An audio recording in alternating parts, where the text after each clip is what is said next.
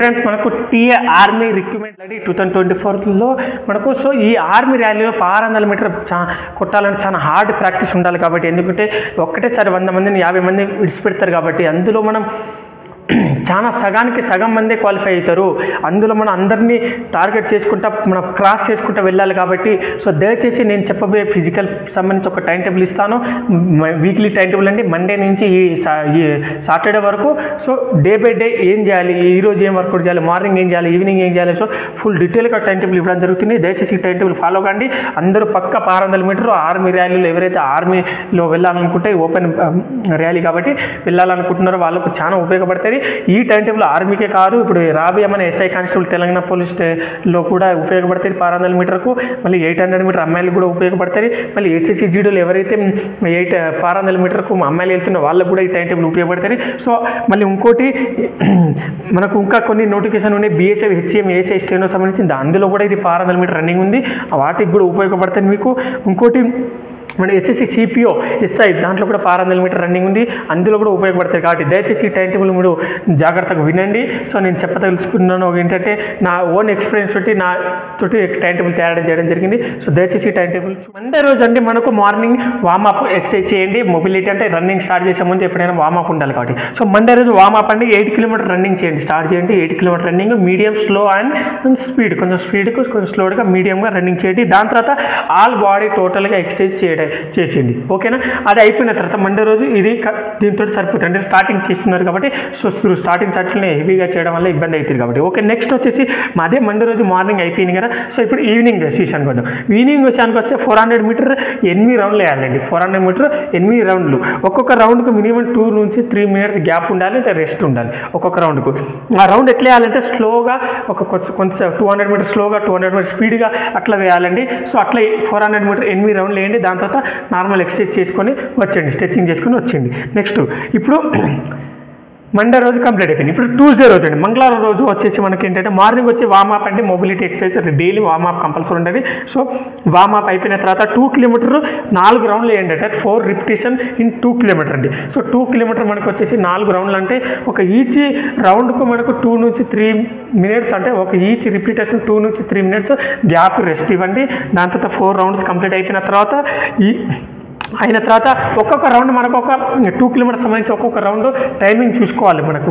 మనకు వాచ్ కానీ మన యాప్లో కానీ ఫోన్లో కానీ టైమింగ్ చూసుకోండి. ఒక్కొక్క round minimum 1.18 second, 1.20 second, 1.22 second, 1.24 second, అట్లా 2 సెకండ్ పెంచుకుంటా కానీ పెంచుకుంటా వేస్తే మంచిదంటే, ఎందుకంటే మనకంటూ ఒక అవుతుందని చెప్పేసి మనకుంటూ ఒక సెల్ఫ్ కాన్ఫిడెన్స్ రావడం జరుగుతుంది దీనివల్ల, ఓకేనా. దాని తర్వాత ఇక ఏం చేసాం కాబట్టి సో ఈవినింగ్ ట్యూస్డే ఈవినింగ్ వచ్చేసి మనకు రెస్ట్ ఇవ్వడం జరుగుతుందండి. ఎందుకంటే బాడీ లోడ్ అయిపోతుంది కాబట్టి రెస్ట్ అనేది కంపల్సరీ ఉంటుంది. సో ఆ రెస్ట్లో ఏం చేయాలంటే గేమ్ ఆడడం చేయండి. గేమ్ ఆడడం వల్ల కూడా మనకు బాడీ అంటే రిలాక్సేషన్ అయిపోతుంది. ఓకే, వాలీబాల్ గేమ్ కానీ షటిల్ కానీ ఆడితే మంచిదండి. కబడ్డీకి ఇట్లా ఏం ఆడకండి, ఖోఖో కబడ్డీ ఆడకండి, ఎందుకంటే దెబ్బలు తగిలే ఛాన్స్ ఉంటుంది, ఓకేనా. సో నెక్స్ట్ వచ్చేసి వెనస్డే అండి, బుధవారం రోజు ఏంటంటే మనకు మార్నింగ్ వచ్చేసి వార్మప్ మొబిలిటీ ఎక్సర్సైజ్ అయిపోతుంది. దాని తర్వాత ఏంటంటే 1200 మీటర్ 1.2 కిలోమీటర్ 1200 మీటర్ 3.34 సెకండ్స్లో ఒక రౌండ్ వేయండి. 3.34 టైమింగ్ చూసుకుని వేయండి. 3.34 సెకండ్లో ఒక రౌండ్ వేయండి.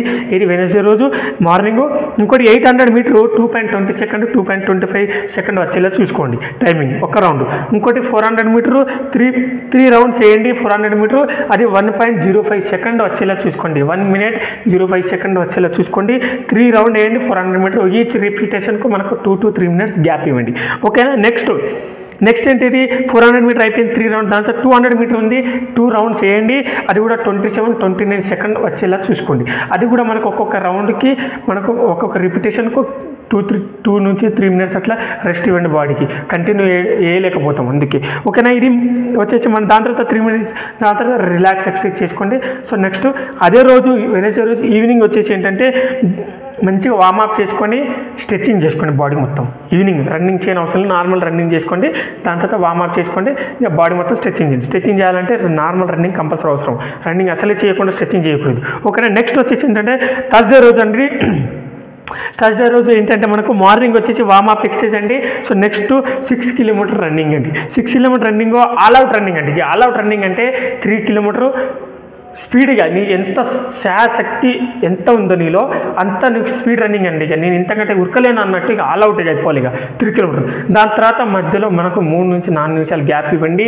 ఇచ్చిన తర్వాత మళ్ళీ 3 కిలోమీటర్ రన్నింగ్ చేయండి, సేమ్ ఆల్ అవుట్ రన్నింగ్. అట్లా 6 కిలోమీటర్ కంప్లీట్ చేయండి మార్నింగ్.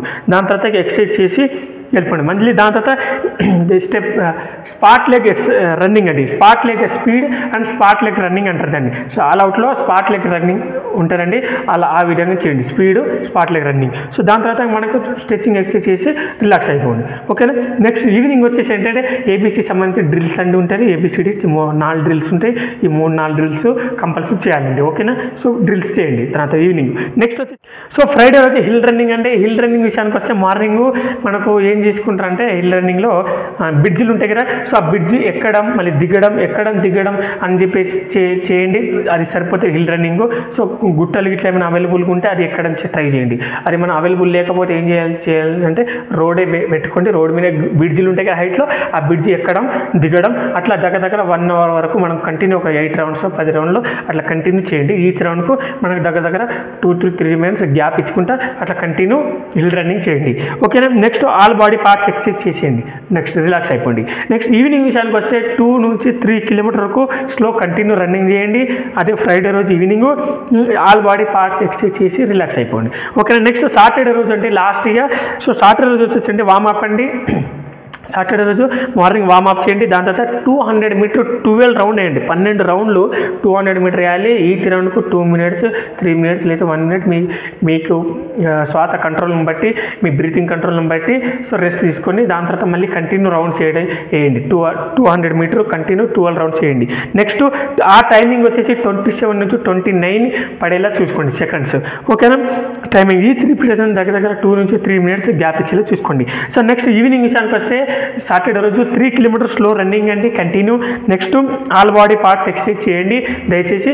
సో ఈ టైం టేబుల్ మీరు సీరియస్గా 1 మంత్ ప్రాక్టీస్ చేస్తే మీకు తిరిగే ఉండరు. ఆటోమేటిక్గా 1 మంత్ ఈ టైం టేబుల్ని సీరియస్గా ప్రాక్టీస్ చేయండి. ఎలాంటి భర్తీలోకైనా సరే 600 మీటర్ అవలీలుగా కొట్టేస్తారు.